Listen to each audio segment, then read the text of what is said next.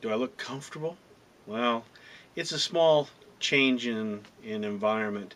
So this last weekend, my son graduated, or not really graduated, but his performance program finished with a massive concert. I'll share with you a couple of his performances. I won't bore you with all of his performances, but he was awesome.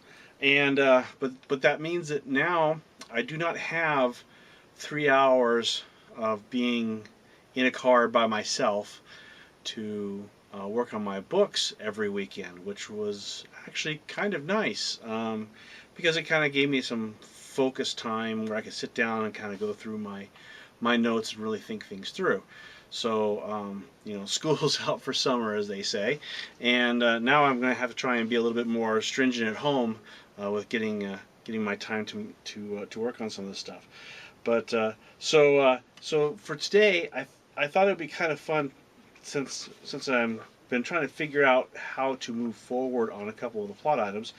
I would actually give you some of the plot themes for this. So let me flip over here, page 66. 70, 64, 65, 66. Okay. So one of the one of the fun things that I get to do is I get to spend a lot of time doing research. I guess one of the worst things that can happen is for an actual fiction author to get in trouble, or because checking his browser history is probably a little incriminating, just because of some of the stuff that we have to go look up. One of the things I did was I have here some research on. I actually don't know where to put it for this camera. I'm like here. I don't know. We'll see how this works out. At any rate, I'll scan this for you. So what this is in one of the episodes, Jana Lee has to go to a very, very high altitude. In fact, the crux of the research being done for the first season of Endless Horizons centers around the fact that she's discovered two mountains which are equivalent heights, and those heights are high enough to actually get up out of the first layers of the atmosphere. So essentially Mount Everest heights. So the question then becomes is, well, okay, so for climbing, at what level do you get altitude sickness? And also, what kind of trees because as you move up a mountain, because when I was younger, I used to do a lot of camping and hiking, and there's very specific tree lines. So I remember, going up a mountain, and it went from cedars and oaks and stuff like that to aspens, and different types of evergreens. So I need to go do a little research on that to find out what they did in the past before we had a lot of a lot of the modern items. And so so for example, I found out that so it goes cottonwoods. Cottonwood trees generally in the canyons and the lower altitudes. You move up a little bit, it goes into oak and aspen, and as you get higher up, it turns into spruce and fir trees.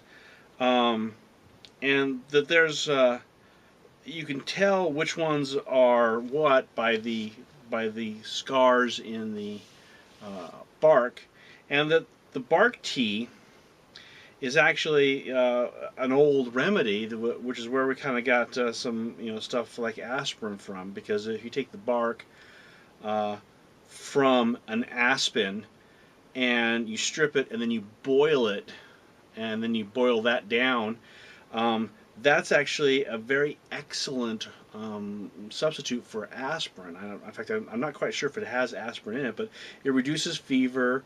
It's good for anti-malaria. It's a painkiller and an anti-inflammatory.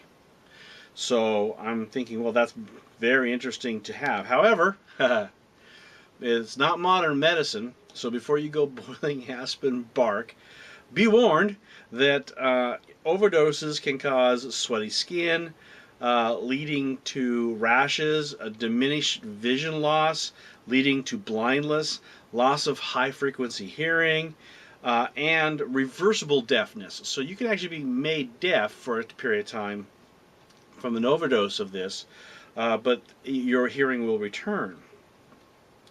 So this is just a little bit of research that I was doing because Jan and Lee is going to go to a high altitude, going to have to hire what amounts to a mountain guide or a Sherpa from the native village, and of course she's going to have she has being that she's never really gone to any tall altitudes on her own.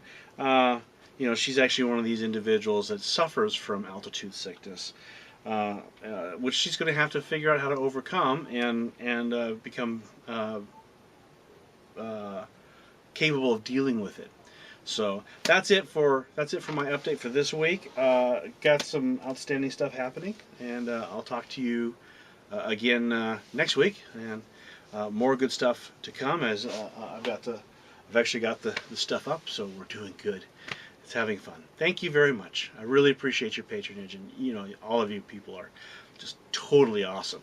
And if you're not people, call me, because I'd like to hear more about that.